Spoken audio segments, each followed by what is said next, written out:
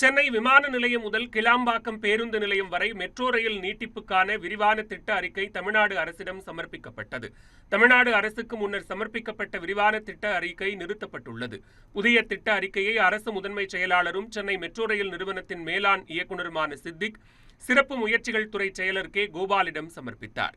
சென்னை விமான நிலையம் முதல் கிளாம்பாக்கம் பேருந்து நிலையம் வரையிலான மெட்ரோ ரயில் திட்டத்தின் மொத்த வழித்தட நீளம் 15.46 கிலோமீட்டர் என தெரிவிக்கப்பட்டுள்ளது. இதேபோன்று ரயில் நிலையங்களின் எண்ணிக்கை 13ஆக உயர்த்தப்பட்டுள்ளது.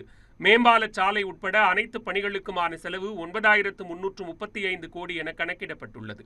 கிளாம்பாக்கம் பேருந்து முனையத்திற்கு தடையற்ற சாலை போக்குவரத்து மற்றும் மெட்ரோ இணைப்பை வழங்க அறிக்கையில் முன்மொழியப்பட்டுள்ளது. அதன்படி வெளிவட்ட சாலையுடன் இணைப்பதற்காக தாம்பரம் அருகே இடைநிலை சாய்வு பாதைகள் முன்மொழியப்பட்டுள்ளன. இந்த மேம்பால சாலை நேரடியாக கிளாம்பாக்கம் பேருந்து நிலையத்திற்குள் வந்து செங்கல்பட்டு வரை நீட்டிக்கப்படும் என அறிக்கையில் தெரிவிக்கப்பட்டுள்ளது.